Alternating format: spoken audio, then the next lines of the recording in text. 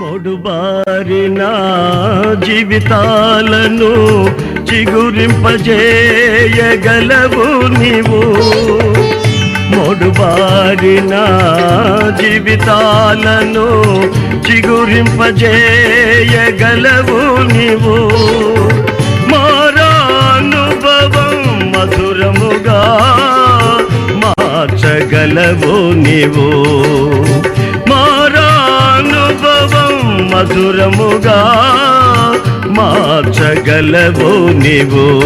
మహోన్నతుడా నీ కృపలో నేను నివసించుతా.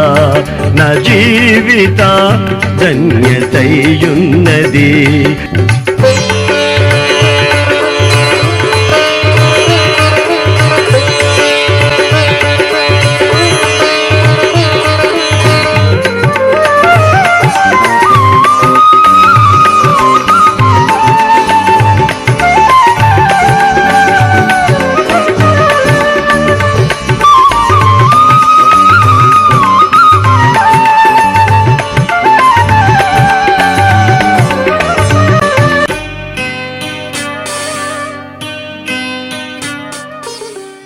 దైవజనుడు పౌలు కొరింథీయులకు రాసిన మొదటి పత్రిక 1వ అధ్యాయంలో 22వ వాక్యాన్ని 23వ వాక్యాన్ని నేను చదువుతున్నాను.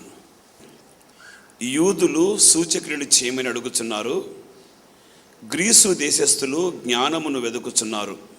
అయితే మేము సిలువ వేయబడిన క్రీస్తును ప్రకటించుచున్నాము. దైవజనుడు పౌలు యూదుల గురించి ఒక మాట చెప్పాడు, గ్రీసు దేశస్థుల గురించి మరొక మాట చెప్పాడు. యూదులేమో మా మధ్య సూచక్రియలు చేస్తే మేము నమ్ముతాము, అద్భుతాలు చేస్తే మేము నమ్ముతాము, మహత్కార్యాలు చేస్తే మేము నమ్ముతాము, గుడ్డోడిని తీసుకొస్తాం కళ్ళు తెరిపించు, కుంటోడిని తీసుకొస్తాం నడిపించు, మాట్లాడటం చేతగానే మోగోడిని తీసుకొస్తాం మాట్లాడించు, మా మధ్య నువ్వు సూచిక్రియ ఏదైనా చెయ్యి అప్పుడు మేము నమ్ముతాం. గ్రీసు దేశస్థులేమో జ్ఞానాన్ని వెతుకుతున్నారట. జ్ఞానం వెతకడం ఏమిటి? ఏమైనా వెండా బంగారా పోగొట్టుకుంటే వెతకడానికి. గ్రీసు దేశస్థులేమో జ్ఞానాన్ని వెతుకుతున్నారు, యూదులేమో సూచక్రియలు చేయమని అడుగుతున్నారు. సూచక క్రియలు దేవుడు చేస్తాడు, మనుషులు కాదు సూచక్రియలు చేసేది. సూచక్రియలు ఎవరు చేస్తారంటే జిమిక్స్ గారడి వాళ్ళు చేస్తారు. జాగ్రత్తగా వినండి. ఇప్పుడు యూదులు గారడి పనులు చేయమని అడుగుతున్నాడు ఇండైరెక్ట్గా. దేవుడు ఒక సూచక్రియ చేశాడంటే, ఒక అద్భుతం చేశాడంటే, ఒక మహత్కార్యం చేశాడంటే ఆయనకు ఆయనే సాటి, ఆయన మాత్రమే అద్భుతాలు చేసే దేవుడు. కీర్తనల గ్రంథకర్త 136వ కీర్తనలో 4వ చరణంలో ఆయన ఒక్కడే మహా ఆశ్చర్యమైన కార్యాలు చేయువాడు. దేవునికి మహిమ కలుగునుగాక. ప్రపంచంలో ఎవరైనా మహా ఆశ్చర్యమైనటువంటి కార్యాలు చేయగలిగిన వాడు ఉన్నాడు అంటే ఆయన ఒక్కడే చేయగలడు. యూదులు నువ్వు సూచక్రియ చేయవయ్యా, మేము చూసి ఆనందిస్తాము, నువ్వు మహత్కార్యం చేయవయ్యా, మేము చూసి ఆనందిస్తాం. సూచక్రియలు మహత్కార్యాలు చూసి ఆనందించేదానికి కాదు, చూసి ఆనందించేది చేసేది ఎవడంటే గారడివాడు.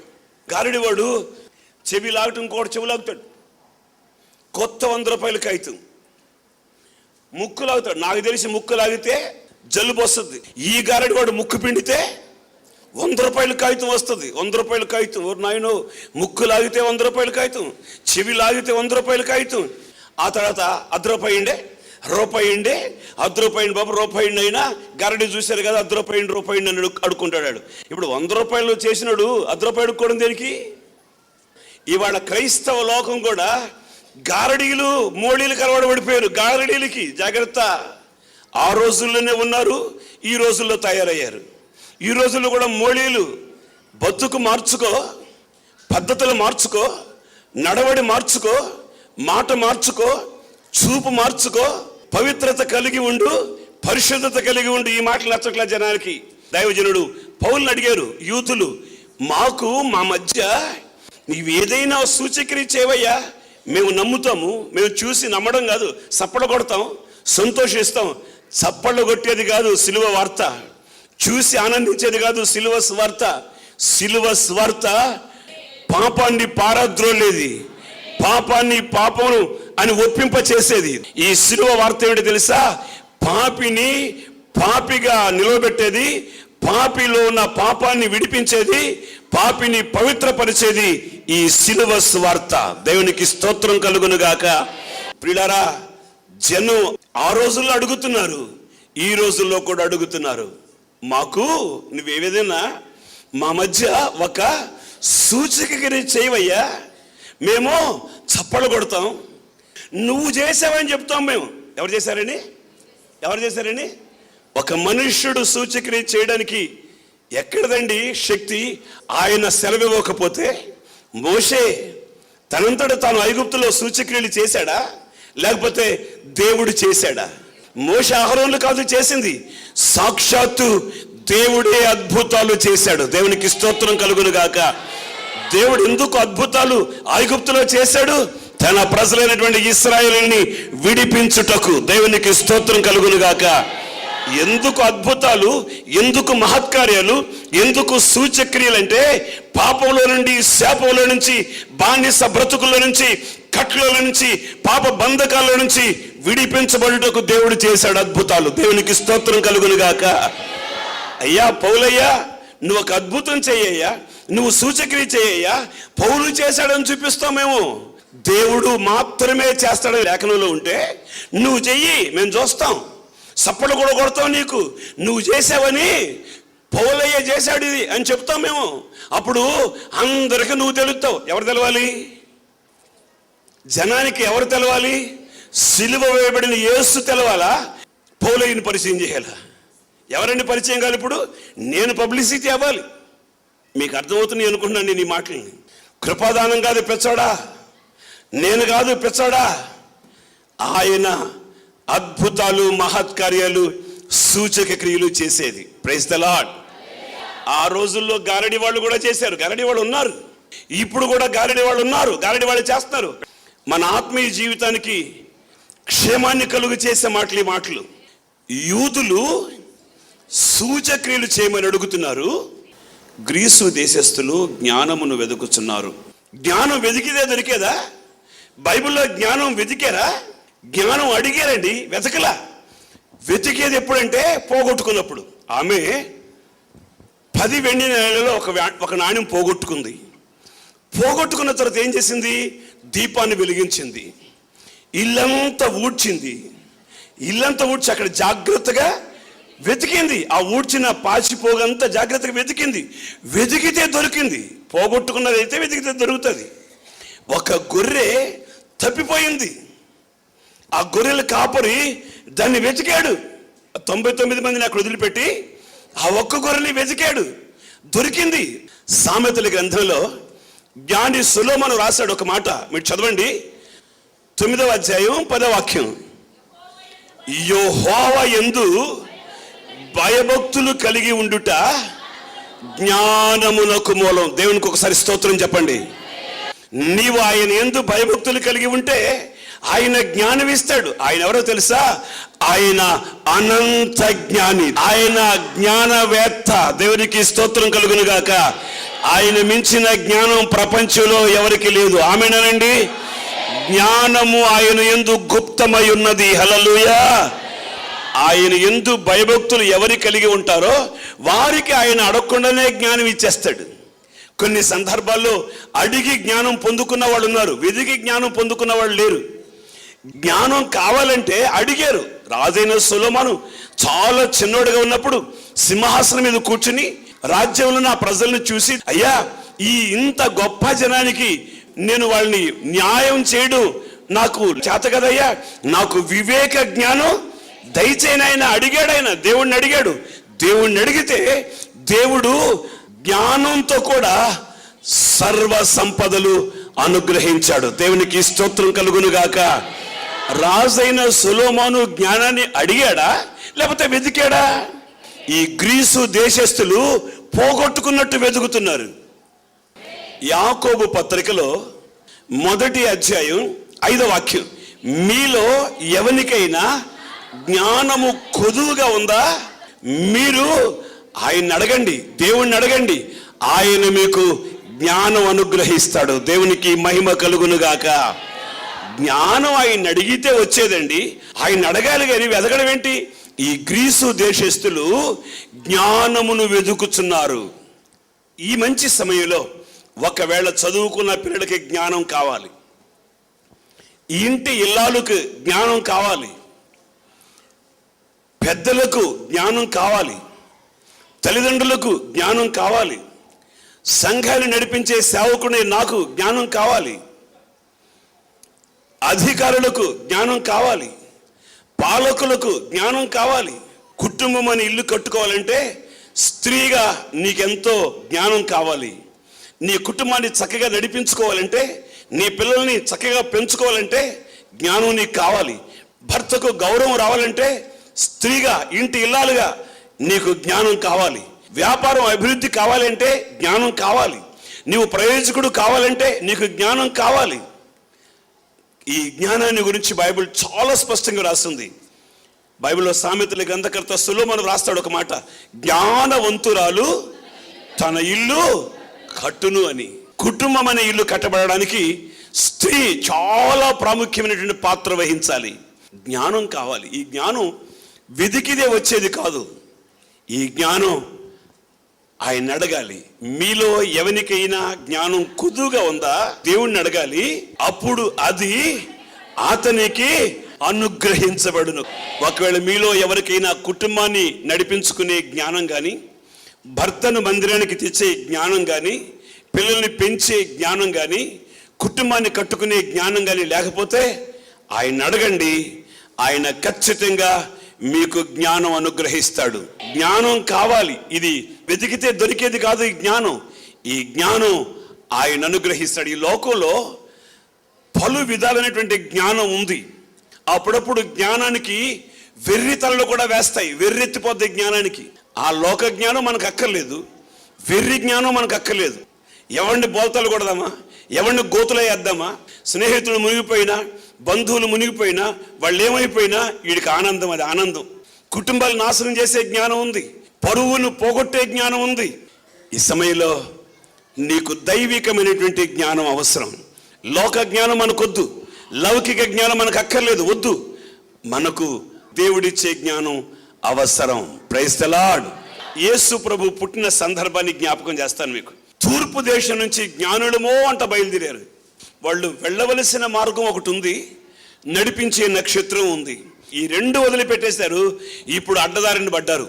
రాజు దగ్గరికి వెళ్ళి, యూదుల రాజుగా పుట్టిన వాడు ఎక్కడ, మేము ఆయన్ని పూజించడానికి వచ్చామంటే అసలే ఆయన కడుపు మడుతూ ఉంది. నేను ఒక రాజునై ఉంటే ఇంకొక రాజు పుట్టాడా అని ఏమన్నాడు కుయుక్తిగా. మీరు ఆరాధించండి, మీరు ఆయన పూజ చేయండి, యూదులకు రాజుగా పుట్టిన వాడిని పూజ చేయండి, ఎక్కడో నాకు చెప్పండి, నేను కూడా వెళ్ళి ఆరాధిస్తాను, పూజ చేస్తానని చెప్పాడండి. నిజమేనని అనుకున్నారు ఈ వెర్రోళ్ళు. ఇది వెర్రి జ్ఞానం. ఆ తర్వాత ఏమైందంటే దేవుని దూత ఆ వెర్రి జ్ఞానుడికి ప్రత్యక్షమై, బాబా టెలబాకండ్రా, ఎందుకు వచ్చిన గొడవ, యేసు ప్రభుని చంపాలని చూస్తున్నాడు వాడు, మీరు వెళ్ళిపోండి, ఇంకో దారిని వెళ్ళిపోండి పంపించేసింది. ఈ ఊరుకుంటాడా? వీళ్ళ వెర్రి జ్ఞానం ఎంత చేసిందంటే 2 సంవత్సరాల లోపు మగపిల్లలందరినీ ఆ ఐగుప్తు దేశాన్ని పరిపాలిస్తున్న రాజు హేరోదు 2 సంవత్సరాలు పిల్లలందరినీ చంపి పడేశాడండి. అర్థమైంది మీకు? వీళ్ళ జ్ఞానం అది. గ్రీసు దేశస్థులు జ్ఞానాన్ని వెతుకుతున్నారట. యూదులు సూచక్రియలు అడుగుతున్నారు. మేమైతే సిలువ వేయబడిన క్రీస్తును ప్రకటిస్తున్నాం. స్తోత్రం చెప్పాలి గట్టిగా. యాకోబు పత్రికలో దైవజనుడు యాకోబు చెప్తున్నాడు ఒక మాట, 3వ అధ్యాయం 17వ వాక్యం. అయితే పైనుండి వచ్చు జ్ఞానం మొట్టమొదట పవిత్రత. దేవునికి స్తోత్రం కలుగునుగాక. గ్రీసు దేశస్తుల జ్ఞానం కాదు కావాల్సింది, అది లోక జ్ఞానం. మనకు కావలసింది ఆత్మ సంబంధంగా ఎదుగుతున్న దేవుని ప్రజలమైనటువంటి మనకు కావలసిన జ్ఞానం పై నుండి వచ్చే జ్ఞానం. అంటే ప్రతి హృదయం పవిత్రపరచబడాలి. ఆమేనండి. ఇక్కడున్న మనందరి హృదయాలు పవిత్రపరచబడును గాక. ఇది పైనుండి వచ్చే జ్ఞానం చేసే పని. యూదులు సూచక్రియలు అడుగుతున్నారు. ఏమైనా ఒక సూచక్రియ చేయవయ్యా, మేము సప్పలు కొడతాం. గ్రీసు దేశస్థులు జ్ఞానాన్ని వెతుకుతూ ఉన్నారు. ఎంత జ్ఞానండి దైవజనుడు పౌలు, ఎంత అభిషేకం పొందాడండి. యేసు ప్రభు కంటే ముందు సిలువ వేయబడ్డారు దొంగలిద్దరు. మేము ఆ దొంగల గురించి ప్రకటించట్లా. అయితే మేము సిలువ వేయబడిన క్రీస్తును ప్రకటించుచు ఉన్నాం. ఆమేన్. ఎందుకని సిలువ వేయబడిన క్రీస్తుని ఎందుకు ప్రకటిస్తున్నారు? ఏ సిలువ వేయబడ్డ దొంగల గురించి చెప్పొచ్చు కదా. ఆ దొంగలు హంతకులు, వాళ్ళు నరహత్య చేశారు, బందిపోడు దొంగలు, హత్యలు చేశారు, శపించబడిన శాపం, ఆ సిలువ శాపం వాళ్ళకి. అదేనని చెప్పలా. మేము ఆ దొంగల గురించి, సిలువ వేయబడిన దొంగల గురించి ప్రకటిస్తున్నాం అనలా దైవజనుడు పౌలు. ఎందుకని దైవజనుడు పౌలు సిలువ వేయబడిన క్రీస్తును ప్రకటిస్తున్నామంటున్నాడు? చదువుదాం పరిశుద్ధ గ్రంథంలో కొరింథీ మొదటి పత్రికలో 1వ అధ్యాయం 17వ వాక్యాన్ని ప్రారంభించండి. బాప్తిస్మమిచ్చుటకు క్రీస్తు నన్ను పంపలేదు గాని క్రీస్తు యొక్క సిలువ వ్యర్థము కాకుండానట్లు వాక్చాతుర్యము లేకుండా సువార్త ప్రకటించుటకే ఆయన నన్ను పంపెను. దేవునికి స్తోత్రం కలుగునుగాక. ఎందుకు నేను సిలువ వేయబడిన క్రీస్తుని గురించి ప్రకటిస్తున్నాను అంటే, ఆయన నన్ను ఈ సిలువ సువార్త ప్రకటించుటకు పంపాడు గనుక. అద్భుతాలు, మహత్కార్యాలు, సూచక్రియలు చేయడానికి పంపలా. జ్ఞానం ఎవరికైనా లేకపోతే జ్ఞానాన్ని గురించి బోధించడానికి నన్ను పంపలా. చివరిగా ఒక మాట అక్కడ రాస్తాడు, బాప్తిస్మం ఇచ్చుటకు నన్నైనా పంపలేదు. వీళ్ళు జ్ఞానం అడుగుతారని, వాళ్ళు సూచక్రియలు అడుగుతారని తెలుసు, ముందే వ్రాస్తున్నాడు. ఈ దైవజనుడు పౌలు మహాజ్ఞాని, ధర్మశాస్త్రాన్ని బాగా ఎదిగినవాడు, ధర్మశాస్త్రంలో పండితుడైన గమాలియేలు పాదాల దగ్గర నేర్చుకున్నవాడు, చదువుకున్నవాడు కనుక ధర్మశాస్త్రాన్ని గురించి క్షుణ్ణంగా ఎరిగినవాడు. ఈ ధర్మశాస్త్ర ప్రకారం ఎవరు బుద్ధులు ఎట్లా ఉంటాయో అన్ని తెలిసిన వ్యక్తి ముందుగానే చెప్తున్నాడు, బాప్తిస్మం ఇచ్చుటకు ఆయన నన్ను పంపలేదు. దేనికి పంపాడు? జిమిక్స్ చేయడానికి. సూచక్రియలు అడుగుతారు యూదులు, సూచక్రియలు చేయయ్యా అందుకు నేను పంపుతున్నా అన్నాడా? కానే కాదు. దైవజనుడు పౌలు ద్వారా స్వస్థతలు జరిగాయి. నడికట్టు పట్టుకుంటే రోగులు బాగయ్యారు, నీడ పడితే రోగులు బాగయ్యారు. కానీ నేను అవన్నీ చెప్పడం లేదు. నేను ఎందుకు సిలువను గురించిన వార్త ప్రకటిస్తున్నానంటే, సిలువ వ్యర్థము కాకుండా ఉండాలని. మరలా చెప్తున్నాను వినండి, దొంగలను కూడా సిలువేశారు, కానీ ఆ సిలువలు వ్యర్థమైన సిలువలు, అవి వ్యర్థం. కానీ క్రీస్తు సిలువ దొంగలకు వేసిన సిలువలే వ్యర్థం కాకుండా ఉండుటకు ఆ సిలువ స్వార్త మేము ప్రకటిస్తున్నాం. దేవునికి మహిమ కలుగునుగాక. ఈ సిలువ వార్త వ్యర్థం కాకూడదు, క్రీస్తు సిలువ వ్యర్థం కాకూడదు. క్రీస్తు సిలువలో ఉన్నటువంటి ఆ త్యాగం, క్రీస్తు సిలువలో ఉన్నటువంటి ఆ ప్రేమ, క్రీస్తు సిలువలో ఉన్నటువంటి ఆ మహత్తరమైనటువంటి శక్తి, క్రీస్తు సిలువలో ఉన్నటువంటి ఆ సమర్పణ మేము రుచి చూసాం. కనుక ఈ క్రీస్తు సిలువ వ్యర్థం కాకుండా ఉండాలని ఈ సిలువ స్వార్తను మేము ప్రకటిస్తూ ఉన్నాం. హల్లెలూయా. ఆ క్రీస్తు సిలువ యొక్క మహత్తరమైనటువంటి శక్తి ఏమిటో తెలుసా? వ్యర్థం కాని ఒక అద్భుతమైన కార్యం ఏమిటో తెలుసా? ఆయన కలువరి సిలువలో వేలాడుతూ ఆయన రక్తాన్ని కార్చాడు. ఆ రక్తం చేత పాపులు పరిశుద్ధపరచబడ్డారు. అనేక మంది పాపుల్లో ప్రధాన పాపినైనటువంటి నేను కూడా కడగబడ్డాను, పరిశుద్ధపరచబడ్డాను. కనుక ఆ సిలువ నా పట్ల వ్యర్థం కాలేదని, ఆ సిలువను గురించిన వార్త నా విషయంలో వ్యర్థం కాకూడదని, వ్యర్థం కాలేదని నేను ప్రకటిస్తున్నాను. దేవునికి స్తోత్రం కలుగునుగాక. దైవజనుడు పౌలు చెబుతాడు, పాపులలో నేను ప్రధాన పాపిని అయినటువంటి నన్ను ఆ కలువరి సిలువలో వేలాడుతున్న ఆయన రక్తం, ఆ సిలువ నా బ్రతుకును మార్చింది, నన్ను ఇక్కడ నిలబెట్టింది, ఈ స్థితికి నన్ను తీసుకొచ్చింది. కనుక సిలువను గురించిన వార్త నేను ప్రకటిస్తున్నాను, వ్యర్థము కాకూడదు అని. అంటే ఈ సిలువ శక్తి ముందు, ఈ సిలువ త్యాగం వలన నాకున్నటువంటి ధర్మశాస్త్రం వల్ల వచ్చినటువంటి జ్ఞానం వ్యర్థము. నాకున్న పాండిత్యము వ్యర్థము, నాకున్న అధికారము వ్యర్థము, నాలో ఉన్నవన్నీ, నాకు కలిగినవన్నీ వ్యర్థమే. కానీ క్రీస్తు శిలువ వ్యర్థము కాకుండా ఉండుటకు, ఆయన శిలువ ద్వారానే నేను రక్షించబడ్డాను. ఆయన శిలువ రక్తం నన్ను కడిగింది. ఆ శిలువ రక్తం ద్వారానే నేను ఇక్కడ నిలబడ్డాను. ఆ శిలువలో ఆయన మాట్లాడిన మాటలు నా బ్రతుకును మార్చాయి. దేవునికి స్తోత్రం కలుగును గాక.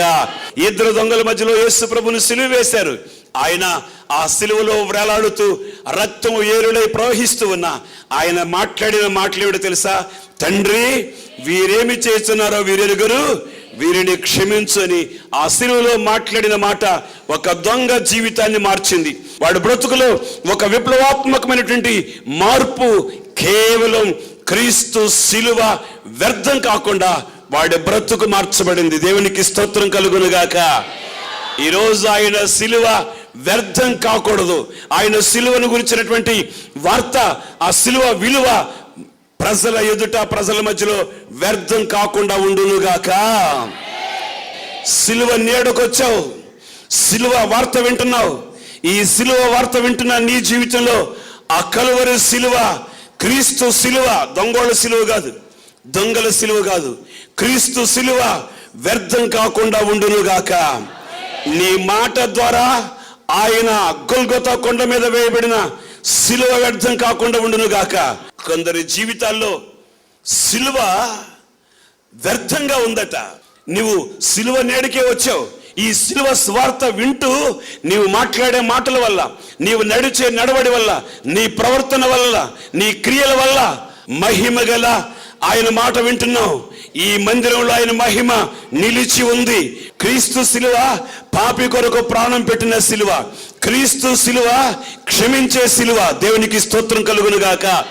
ఆయన శిలువలో క్షమాపణ ప్రత్యక్షమైంది, ఆయన శిలువలో ప్రేమ ప్రత్యక్షమైంది, ఆయన శిలువలో దయ కనికరం ప్రత్యక్షమయ్యాయి, ఆయన శిలువలో పరిశుద్ధత ప్రత్యక్షమైంది. కనుక క్రీస్తు శిలువ మన పట్ల, మన విషయంలో వ్యర్థం కాకుండా ఉండునుగాక. యేసు ప్రభువుని సిలువ వేశారు. తలలో ముళ్ళ కిరీటంలో నుంచి రక్తం ప్రవహిస్తూ ఉంది. చేతుల్లో మేకులు కొడితే రక్తం కారుతూ ఉంది. కాళ్ళలో మేకు కొడితే ఆ కాళ్ళలోంచి రక్తం కారుతూ ఉంది. ఆ శ్రమలో కూడా తండ్రి, వీరేమి చేయుచున్నారో వీరు ఎరుగరు, వీరిని క్షమించు, క్షమాపణ. ఆ మాట ఆ ఇద్దరు దొంగలు, యేసు ప్రభుకు అటువైపు ఇటువైపు ఉన్న దొంగలు ఒకడు విన్నాడు ఆ మాట. క్రీస్తు యొక్క శిలువ వాడి జీవితంలో వ్యర్థం కాలేదు, దొంగోడు జీవితంలో వ్యర్థం కాలా. ఒరే రెండో దొంగోడా, నీ బతుకేంటో ఆలోచించు. ఒక దొంగ జీవితంలో ఒక అద్భుతమైన కార్యం జరిగింది, కానీ ఇంకొక దొంగ ఉన్నాడు, ఆడు కటిక దొంగోడు అనుకుంటా. ఈ దొంగోడు అంటాడు, ఒక దొంగోడు కుడివైపు ఉన్న దొంగోడు, రే మనం నేరాలు చేశాం, ఘోరాలు చేశాం, ఈ శిక్ష మనకు సరిపోద్ది. ఆయన మహానుభావుడు, ఆయన పరిశుద్ధుడయ్యా, ఆయనకెందుకయ్యా ఈ శిక్ష అని, తండ్రి వీరేమి చేయుచున్నారో వీరెరుగరు, వీరిని క్షమించు అనిన తర్వాత క్రీస్తు శిలువ వ్యర్థం కాలేదు. దేవునికి స్తోత్రం కలుగును గాక. ఒక గజ దొంగ జీవితం విప్లవాత్మకంగా వాడికి రక్షణ కలిగింది, పరదేశ దక్కింది. దేవునికి స్తోత్రం కలుగును గాక. క్రీస్తు శిలువ వ్యర్థము కాలేదు. అనేక మంది దొంగల జీవితాలు మారాయి. Praise the Lord. పాపుల బ్రతుకులు మారాయి, హంతకుల బ్రతుకులు మారాయి, నరహంతకుల బ్రతుకులు మారాయి. దోపిడీ వాడి బ్రతుకు, దౌర్జన్యం చేసేవాడి బ్రతుకు క్రీస్తు యొక్క శిలువ వ్యర్థం కాలేదని రుజువు చేసింది. ఆమేన్. యూదులు సూచకులు అడిగితే చేయడానికి కానీ, గ్రీసు దేశస్తులు జ్ఞానం వెతుకుతుంటే ఇక్కడ ఉందని చూపించడానికి కానీ నన్ను ఆయన కోరుకోలేదు, నన్ను ఆయన పిలవలేదు, నన్ను ఆయన పంపలేదు. నేను క్రీస్తు యొక్క శిలువ వ్యర్థం కాకుండా, వాక్చాతుర్యం లేకుండా సువార్తను ప్రకటించడానికి నేను ఆయన ద్వారా పంపబడ్డాను. దేవునికి మహిమ కలుగునుగాక. నీ విషయంలో, నా విషయంలో ఈ శిలువ వ్యర్థం కాకుండా ఉండాలి అంటే ఏం చేయాలి? రోమపత్రిక 6వ అధ్యాయంలో ఒక్కసారి మనం 6వ వాక్యాన్ని చదువుదాం. ఏమనగా మనమికను పాపమునకు దాసులము కాకుండుటకు పాప శరీరము నిరర్ధకమగునట్లు మన ప్రాచీన స్వభావము ఆయనతో కూడా సిలువ వేయబడిన మనం ఎరుగుదుము. దేవునికి మహిమ కలుగునుగాక. సిలువ వ్యర్థం కాలేదు, వ్యర్థం కాకుండా ఉండాలి అని దైవజనుడు ఎందుకు కోరుకున్నాడు తెలుసా? నువ్వు ఏది విడిచిపెట్టావో, ఏది కాదనుకున్నావో, మేకులతో బంధిస్తే మళ్ళా నువ్వు దాన్ని తెచ్చుకోలేవు, తిరిగి తెచ్చుకోలేవు. ఇది సిలువ వ్యర్థం కాలేదు నీ పట్ల అంటే. తెచ్చుకున్నావా, నీ పట్ల వ్యర్థం అయిపోయింది. ఒకప్పుడు చాలా ప్రార్థన పరుడండి, ఒకప్పుడు చాలా భక్తిగా ఉండేవాడండి, ఒకప్పుడు చాలా పవిత్రంగా ఉండేదండి. ఇవన్నీ ఇప్పుడు ఏమైపోయాయి? క్రీస్తు యొక్క సిలువ నీ విషయంలో వ్యర్థం అయిందా, నిరర్ధకమైందా, వ్యర్థం కాలేదో ఒక్కసారి మనల్ని మనం పరీక్షించుకునే సమయం ఇది. క్రీస్తు యొక్క సిలువ వ్యర్థం కాకుండా నీ కొరకు ప్రకటించబడుతూ ఉంది. సిలువ స్వార్థ ప్రకటించబడుతూ ఉండగా మరలా నీవు వదిలేసిన దానిపై పరిగెత్తితే, మళ్ళా వెలిచూపు చూస్తే క్రీస్తు యొక్క సిలువ నీ విషయంలో వ్యర్థంగా మారిందేమో ఒకసారి చూడు. వ్యర్థంగా మారలేదు అంటే నీ ప్రాచీన స్వభావం మేకులతో కొట్టబడింది అని అర్థం. ప్రియులరా, దైవజనుడు పౌలు హితోపదేశం క్రీస్తు యొక్క సిలువ వ్యర్థం కాకుండా ఉండాలి. కొందరు యూదులు సూచక్రియలు అడుగుతున్నారు, గ్రీసు దేశస్థులు జ్ఞానాన్ని వెతుకుతున్నారు. అయితే మేము సిలువ స్వార్థ ఎందుకు ప్రకటిస్తున్నామంటే నీ ప్రాచీన స్వభావం మేకులతో కొట్టబడాలని, మళ్ళా తిరిగి వాటిని వైపు నువ్వు మళ్ళకూడదని, అటువైపు చూడకూడదని. అందుకు క్రీస్తు యొక్క సిలువ వ్యర్థం కాలేదు. ఆమేన్. తల వంచండి. ప్రేమగల తండ్రి, ప్రభువా మీకు స్తోత్రం చెల్లిస్తున్నాను. క్రీస్తు సిలువలో ఉన్న త్యాగం, క్రీస్తు సిలువ ద్వారా కలిగిన విడుదల, క్రీస్తు సిలువ రక్తం ద్వారా పాప క్షమాపణ నిశ్చయత నా జీవితంలో వ్యర్థం కాలేదయ్యా. పాపులలో ప్రధాన పాపినైన నన్ను కల్వరి సిలువ రక్తం చేత కడిగి పరిశుద్ధపరిచావు. అందుకు నీకు స్తోత్రం నాయన. ఇక నా శేష జీవితంలో కూడా బ్రతికిన కాలం అంతా క్రీస్తు సిలువ నా విషయమై వ్యర్థం కాదు, వ్యర్థం కాకూడదయ్యా. మేము జీవించినంత కాలం ఆ సిలువ నీడలో ఆదరణ పొందినట్లుగా ఒక ప్రత్యేకమైనటువంటి ప్రతిష్టత కలిగిన అనుభవాలతో నింపి నడిపించమని, తీర్మానం కలిగి చేతులెత్తిన మీ బిడ్డలను దీవించి ఆశీర్వదించమని నజరేయుడైన యేసు నామములో ప్రార్థన చేసి వేడుకొనుచున్నాము తండ్రి. ఆమేన్. మన ప్రభువైన యేసుక్రీస్తు కృప, తండ్రి అయిన దేవుని ప్రేమ, పరిశుద్ధాత్మ దేవుని దీవెన, ఆశీర్వాదాలు సిలువ మా పట్ల వ్యర్థం కాకూడదని, సిలువ ద్వారా విలువ కలిగి జీవించాలని ఆశతో చేతులెత్తిన ఆయన బిడ్డలకు ఆయన కృప సదా తోడై ఉండునుగాక. ఆమేన్. ప్రభువైన యేసుక్రీస్తు నామములో అందరికీ వందనాలు. మన ప్రభువైన యేసుక్రీస్తు నామములో ఈ టెలివిజన్ కార్యక్రమాలు వీక్షిస్తున్నటువంటి మీ అందరికీ మా హోసన్న మినిస్ట్రీస్ తరపున హృదయపూర్వకమైనటువంటి వందనాలు. హోసన్న సందేశాలనే ఈ మా కార్యక్రమాలు మీ ఆత్మీయ జీవితానికి ఎంతో ఆశీర్వాదకరంగా ఉన్నాయని మేము తలంచుచున్నాం. ఈ కార్యక్రమాల ద్వారా మీరు ఆత్మీయమైనటువంటి ఆశీర్వాదాలు మేలులు పొందినట్లయితే మాకు తెలియచేయండి, మీతో కూడా మేము సంతోషిస్తాం.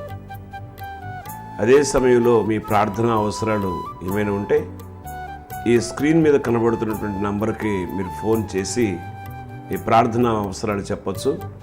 మీ ప్రార్థనా అవసరాల కొరకు మేము ప్రత్యేకంగా ప్రార్థన చేస్తాం. హోసన్న ఆరాధనలో ఏలూరులో ప్రతి ఆదివారం ఉదయం 8:30 గంటల నుండి 10:30 గంటల వరకు జరుగుతుంది. ఆ ప్రాంతానికి మీరు ఎప్పుడైనా వచ్చినప్పుడు ఆ దగ్గరలో ఉన్న మీ బంధువులకు తెలియచేయండి, వారిని ప్రోత్సాహపరచండి. ఏ ప్రార్థనా మందిరానికి ఆరాధనకు వెళ్ళకపోతే మా ప్రార్థనా మందిరానికి మిమ్మల్ని ఆహ్వానిస్తున్నాం. అదేవిధంగా గుడివాడలో కూడా హొసన్నా ప్రార్థనా మందిర్లో ఆదివారం ఉదయం 10:30 గంటల నుండి 1 గంట వరకు ఆదివారం ఆరాధనలు జరుగుతాయి. ప్రతి నెల ఆఖరు రోజు రాత్రి గుడివాడ హొసన్నా ప్రార్థనా మందిరంలో సంపూర్ణ రాత్రి ఉపవాస ప్రార్థన జరుగుతుంది. ఈ ప్రార్థనలు అనేక మంది రోగులు, బలహీనులు, ఆయా సమస్యల చేత పీడించబడుతున్న వారు వచ్చి ప్రార్థనలో పాలు పొంది ఇప్పటికే మేలులు పొందుతున్నారు. మీదైనా సమస్య లేకపోతే ఏ విషయమైనా ఆ ప్రభువుతో పోరాడే అనుభవం ఇక్కడ ఉంటుంది కనుక మీ సమస్యల కొరకు ప్రార్థన చేస్తాం. ఒక రాత్రి ప్రార్థనలో పాలు పొందండి, మీరు మేలు పొందుతారు. ఈ టెలివిజన్ కార్యక్రమాలు చూస్తున్న ప్రేక్షకులకు ఒక ప్రత్యేకమైనటువంటి విన్నపం. ఈ టీవీ పరిచర్య కొరకు అలాగే సంఘ పరిచర్య కొరకు మీరు ప్రార్థన చేయాలని, ప్రార్థన చేస్తూ ఉంటారని ఆశిస్తున్నాను. ప్రభువైన యేసుక్రీస్తు నామములో మీకు వందనాలు తెలియజేస్తున్నాను. దేవుడు మిమ్మల్ని ఆశీర్వదించును గాక.